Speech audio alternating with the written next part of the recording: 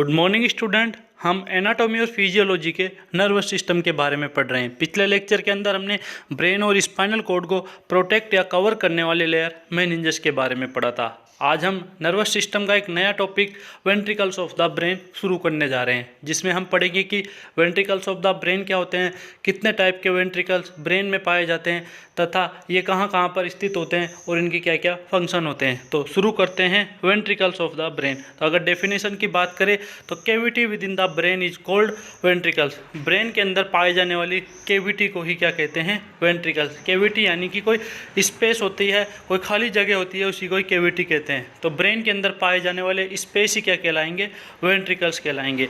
अगले पॉइंट की अगर बात करें तो वेंट्रिकल्स आर द स्पेस और irregular shaped of the brain. Ventricles क्या होते हैं, स्पेस होते हैं या इर्रेगुलर शेप्ड होते हैं ब्रेन के, यानी कि जो ब्रेन के अंदर जो स्पेस या इर्रेगुलर शेप्ड है उसी को ही वेंट्रिकल्स कहते हैं। अगले पॉइंट की अगर बात करें तो ventricles are structure that produce CSF and transport it around the cranial cavity.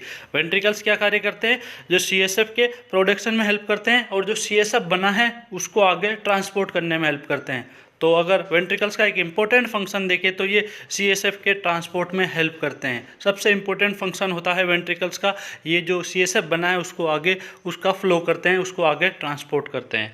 अगले लाइन की अगर बात करें तो they are lined by the ependymal cell which form a structure that is called the choroid plexus. ये line होते हैं किसके द्वारा, एपिंडाइमल सेल के द्वारा, यानी कि जो इसकी इनर स्ट्रक्चर है वो बनाई जाती है एपिंडाइमल सेल के द्वारा। अगर हम एपिंडाइमल सेल की बात करें तो हमने न्यूरोगिलियल सेल पढ़ा था और उस न्यूरोगिलियल सेल के अंदर हमने उसका एक टाइप पढ़ा था एपिंडाइमल सेल। जो एपिंडाइमल सेल है वो क्या कार्य कर रही है, जो इनर स्ट्रक्चर है वेंट्रिकल्स को उसको बनाने में हेल्प कर रही है। और अगर दूसरा कार्य देखें तो ये कोरिड प्लेक्सिस के फॉर्मेशन में भी हेल्प करती है। तो एपिंडाइमल सेल दो क्या क्या कार्य कर रही है, एक तो ये जो वेंट्रिकल्स होते हैं ब्रेन के उनको लाइन यानी कि उसकी इनर स्ट्रक्चर को बनाने में हेल्प कर रही है, और दूसरा अगर देखें तो ये कोरिड प्लेक्सिस को बनाने में भी हेल्प करती है। कोरिड प्लेक्सिस क्या कार्य करता है, अगर अगले पॉइंट पे देखिए तो it is with in the choroid plexus that CSF is produce. जो कोरिड प्लेक्सिस है उसके अंदर सीएसएफ का क्या होता है, प्रोडक्शन होता है। ठीक है, तो सीएसएफ का प्रोडक्शन कहाँ पर हो रहा है, कोरिड प्लेक्सिस में, और कोरिड प्लेक्सिस को कौन बना रहा है, एपिंडाइमल सेल। अब बात करते हैं कि कितने टाइप्स के वेंट्रिकल्स जो है वो ब्रेन में प्रेजेंट रहते हैं। तो total 4 ventricles are present in the brain. Total 4 type के वेंट्रिकल्स जो है वो ब्रेन के अंदर पाए जाते हैं। कौन कौन से, दो तो लेटरल वेंट्रिकल्स होते हैं, एक होता है राइट लेटरल वेंट्रिकल्स और दूसरा लेफ्ट लेटरल वेंट्रिकल्स। तो दो क्या हुए, लेटरल वेंट्रिकल्स। अगले उसकी बात करें तो थर्ड वेंट्रिकल्स होता है और लास्ट वाला फोर्थ वेंट्रिकल्स होता है। तो ब्रेन के अंदर कितने वेंट्रिकल्स पाए जाएंगे, 4। दो तो लेटरल वेंट्रिकल्स होंगे, right lateral ventricles, left lateral ventricles, और अगला थर्ड वेंट्रिकल्स, और लास्ट वाला फोर्थ वेंट्रिकल्स होता है। तो अब बात करते हैं इसके स्ट्रक्चर की कि किस प्रकार से ये प्रेजेंट होते हैं। तो जो फर्स्ट और जो सेकंड है वो क्या है, जो फर्स्ट और जो सेकंड है ये लेटरल वेंट्रिकल्स होते हैं। जो फर्स्ट और जो सेकंड है ये लेटरल वेंट्रिकल्स होंगे। अब बात करते हैं, एक स्ट्रक्चर दी हुई है जिसका नाम है सेप्टम पेलुसिडियम। सेप्टम पेलुसिडियम क्या कार्य कर रही है, ये जो लेटरल वेंट्रिकल्स हैं राइट और लेफ्ट उनको डिवाइड करने का कार्य कर रही है। ठीक है, एक सेप्टम पाया जा रहा है, फर्स्ट और जो सेकंड जो लेटरल वेंट्रिकल्स हैं उनके बीच में एक सेप्टम पाया जा रहा है जिसको सेप्टम पेलुसिडियम कहा जाता है, और ये क्या कार्य कर रहा है, जो राइट और लेफ्ट है उसको डिवाइड करने का कार्य करता है। अब बात करते हैं अगले स्ट्रक्चर की जिसका नाम है इंट्रावेंट्रिकुलर फोरामिना। इंट्रावेंट्रिकुलर फोरामिना क्या कार्य कर रहा है, ये जो लेटरल वेंट्रिकल्स हैं उनको कनेक्ट करने का कार्य कर रहा है, किसके साथ में, थर्ड वेंट्रिकल्स के साथ में। ठीक है, तो इंट्रावेंट्रिकुलर फोरामिना क्या कार्य कर रहा है, जो लेटरल वेंट्रिकल्स है उनको कनेक्ट कर रहा है किसके साथ में, थर्ड वेंट्रिकल्स के साथ में। अगली अगर स्ट्रक्चर की बात करें तो एक्वाडक्ट ऑफ साल्वियस। अगली स्ट्रक्चर क्या है, एक्वाडक्ट ऑफ साल्वियस, जो क्या कार्य कर रही है, जो थर्ड वेंट्रिकल्स है उसको कनेक्ट कर रही है किसके साथ में, फोर्थ के साथ में। तो थर्ड वेंट्रिकल्स को फोर्थ वेंट्रिकल्स के से मिलाने का जो कार्य कर रही है वो कौन कर रही है, एक्वाडक्ट ऑफ साल्वियस। अगले उसकी बात करें तो सेंट्रल कैनाल होती है। सेंट्रल कैनाल क्या होती है, जो फोर्थ वेंट्रिकल्स होता है वो नीचे जाकर स्पाइनल कॉर्ड की सेंट्रल कैनाल में ओपन हो जाता है। इसमें कुछ ओपनिंग पाई जाती है जो कि सेंट्रल कैनाल में जाकर ओपन होती है। तो ये वो आपकी स्ट्रक्चर। अब बात करते हैं हम लेटरल वेंट्रिकल्स के बारे में कि लेटरल वेंट्रिकल्स क्या होते हैं, कहाँ प्रेजेंट होते हैं, इनके क्या कार्य होते हैं। तो there are 2 lateral ventricles are present in the central nervous system. Central nervous system में 2 टाइप के क्या पाए जाते हैं, लेटरल वेंट्रिकल्स। कौन कौन से? एक होता है राइट लेटरल वेंट्रिकल्स और दूसरा होता है लेफ्ट लेटरल वेंट्रिकल्स। अगले पॉइंट की अगर बात करें, these lateral ventricles are present in the cerebral hemisphere. जो लेटरल वेंट्रिकल्स होते हैं वो कहाँ पर प्रेजेंट होंगे, सेरिब्रल हेमिस्फीयर में। अब हेमिस्फीयर कितने होते हैं, तो हेमिस्फीयर 2 होंगे, तो 2 हेमिस्फीयर दोनों में ही क्या प्रेजेंट होंगे, लेटरल वेंट्रिकल। राइट साइड वाले में राइट लेटरल वेंट्रिकल्स और लेफ्ट साइड वाले में लेफ्ट लेटरल वेंट्रिकल्स। तो लेटरल वेंट्रिकल्स कहाँ पर प्रेजेंट हुए, हेमिस्फीयर में। कौन से उसमें, सेरिब्रल वाले पार्ट के जो हेमिस्फीयर है वहाँ पर प्रेजेंट होते हैं। अगले पॉइंट की अगर बात करें तो a septum is present between the lateral ventricles that is called septum pellucidum. एक सेप्टम पाया जाता है दोनों लेटरल वेंट्रिकल्स के, जिसको कि सेप्टम पेलुसिडियम कहते हैं, जो कि हमने स्ट्रक्चर के अंदर भी बात की थी। सेप्टम जो पेलुसिडियम होता है उसकी हमने स्ट्रक्चर के अंदर भी बात की थी कि सेप्टम पेलुसिडियम जो है वो क्या कर रहा है, जो लेटरल वेंट्रिकल्स है उनको डिवाइड करने का कार्य कर रहा है, दोनों के बीच में पाया जाता है।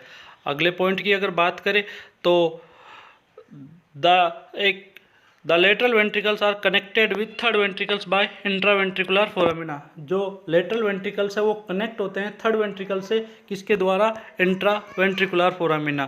जो लेटरल वेंट्रिकल्स है वो कनेक्ट हो रहा है किसके साथ में, थर्ड वेंट्रिकल्स के साथ में, किसके द्वारा, इंट्रावेंट्रिकुलर फोरामिना के द्वारा। इंट्रावेंट्रिकुलर फोरामिना क्या कार्य कर रहा है, जो लेटरल वेंट्रिकल्स है उनको कनेक्ट कर रहा है किसके साथ में, थर्ड वेंट्रिकल्स के साथ में। तो अगर अगले पॉइंट की अगर बात करें तो intraventricular foramina is also known as foramina of Monro. जो इंट्रावेंट्रिकुलर फोरामिना है उसको एक अन्य नाम से भी जाना जाता है, क्या नाम है वो, फोरामिना ऑफ मुनरो। तो इंट्रावेंट्रिकुलर फोरामिना एक अन्य नाम से भी जाना जाएगा, फोरामिना ऑफ मुनरो। अगले पॉइंट की अगर बात करें, it situated just below the corpus callosum. जो लेटरल वेंट्रिकल्स है वो सिचुएटेड होते हैं बिल्कुल बिलो किसके, कॉर्पस कैलोसम के। कॉर्पस कैलोसम क्या कार्य करती है, कॉर्पस कैलोसम जो सेरिब्रल हेमिस्फीयर है दोनों उनको आपस में कनेक्ट करने का कार्य करती है। वो मेम्ब्रेन जो कि सेरिब्रल हेमिस्फीयर को कनेक्ट करने का कार्य कर रही है उसको क्या बोलेंगे, कॉर्पस कैलोसम बोलेंगे। अगले पॉइंट की बात करें, it is line with ciliated epithelium. जो लेटरल वेंट्रिकल्स होते हैं वो बने होते हैं, उनकी स्ट्रक्चर बनाने में हेल्प करता है एक टिश्यू, कौन सा, सिलिएटेड एपिथेलियम। एपिथेलियम जो टिश्यू होता है वो इसकी स्ट्रक्चर बनाने में हेल्प करता है। अब बात करते हैं थर्ड वेंट्रिकल्स की। तो थर्ड वेंट्रिकल्स कहाँ पर प्रेजेंट होगा, it is present in the thalamus. Thalamus के बिल्कुल पास में स्थित होगा एंड जस्ट बिलो और जस्ट नीचे स्थित होगा किसके, लेटरल वेंट्रिकल्स के। ये कहाँ पर प्रेजेंट हो रहा है, थैलेमस के पास में या फिर जस्ट बिलो लेटरल वेंट्रिकल्स। जो लेटरल वेंट्रिकल्स है उसके जस्ट बिलो ये सिचुएटेड या प्रेजेंट होता है। दूसरे अगर पॉइंट की बात करें, it is connected with fourth ventricles by a canal that is cerebral aqueduct या एक्वाडक्ट ऑफ सल्वियस। जो एक थर्ड वेंट्रिकल्स है वो फोर्थ वेंट्रिकल से कनेक्ट हो रहा है किसके द्वारा, एक्वाडक्ट ऑफ साल्वियस के द्वारा, जो कि हमने स्ट्रक्चर के अंदर भी देखा था। जो एक्वाडक्ट ऑफ साल्वियस है ये क्या कार्य कर रही है, ये कनेक्ट कर रही है किसको, थर्ड वेंट्रिकल्स को फोर्थ वेंट्रिकल्स के साथ में। अब बात करते हैं फोर्थ वेंट्रिकल्स के बारे में। फोर्थ वेंट्रिकल्स क्या होता है, the fourth ventricles is a diamond shaped cavity. जो फोर्थ वेंट्रिकल्स है वो एक डायमंड शेप्ड कैविटी होती है, डायमंड की जैसी बनी हुई एक कैविटी होती है जो कि फोर्थ वेंट्रिकल्स की बनी होती है। दूसरे पॉइंट की अगर बात करें, it situated below and behind the third ventricles. ये बिल्कुल नीचे तथा पीछे की साइड में स्थित होता है थर्ड वेंट्रिकल्स के। थर्ड वेंट्रिकल्स के बिलो एंड बिहाइंड में प्रेजेंट होता है। अगले पॉइंट की बात करें, it is present between cerebellum and pons. ये किस किस के बीच में प्रेजेंट होगा, सेरिबेलम और पोन्स के बीच में प्रेजेंट होगा। अगर बात करें सेरिबेलम और पोन्स की, तो इस साइड में जो स्थित है वो सेरिबेलम प्रेजेंट होता है तथा इस साइड में जो है वो पोन्स प्रेजेंट होता है। तो जो फोर्थ वेंट्रिकल्स है वो किस किस के बीच में प्रेजेंट है, सेरिबेलम और पोन्स के बीच में ये प्रेजेंट होता है। अगले पॉइंट की अगर बात करें, it continue below with the central canal of the spinal cord. ये कंटिन्यू होता है यानी कि ये जुड़ा हुआ रहता है किससे, सेंट्रल कैनाल से, जो कि स्पाइनल कॉर्ड का हिस्से में जाकर ओपन होती है। एंड कम्युनिकेट विद सब अरेक्नोइड स्पेस, और ये कम्युनिकेट हो जाता है किससे, सब अरेक्नोइड स्पेस से, बाय 3 ओपनिंग और फोरामिना। और इसमें 3 ओपनिंग होती है जो कि कहाँ पर जाकर ओपन हो रही है, सब अरेक्नोइड स्पेस में, जो कि सेंट्रल कैनाल से होकर जाती है।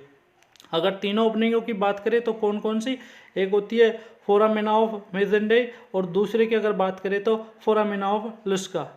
ठीक है, तो फोरामिना ऑफ मेजेंडे 1 नंबर में होती है और ये बिल्कुल मीडियम में। जैसे कि अगर बात करें इस प्रकार के स्ट्रक्चर, तो जो बीच बिल्कुल मीडियम में है उसको फोरामिना ऑफ मेजेंडे, जो एक ओपनिंग है वो क्या कहलाएगी, फोरामिना ऑफ मेजेंडे। ये वाली ओपनिंग जो है वो फोरामिना ऑफ मेजेंडे कहलाएगी। और जो बाकी की जो दोनों ओपनिंग है, जो बाकी की जो दोनों ओपनिंग है यह फोरामिना ऑफ लुस्का कहलाएगी, जो कि 2 नंबर में होती है। जो दो ओपनिंग हो रही है उसको फोरामिना ऑफ लुस्का कहा जाता है, और जो एक ही ओपनिंग हो रही है मिडिल साइड में उसको फोरामिना ऑफ मेजेंडे कहा जाता है। अगर लास्ट पॉइंट की अगर बात करें, CSF enter the subarachnoid space through these opening. जो CSF है वो एंटर करता है कहाँ पर, सबअरेक्नोइड स्पेस में। जो ये ओपनिंग होती है तीनों, इससे होकर जो CSF है वो एंटर करेगा सबअरेक्नोइड स्पेस में, और सबअरेक्नोइड स्पेस जो है वो CSF आया इसका क्या कर लेगा, एब्जॉर्प्शन कर लेगा। तो अगर बात करें CSF के एब्जॉर्प्शन की, तो CSF का एब्जॉर्प्शन जो है वो सबअरेक्नोइड स्पेस में होता है।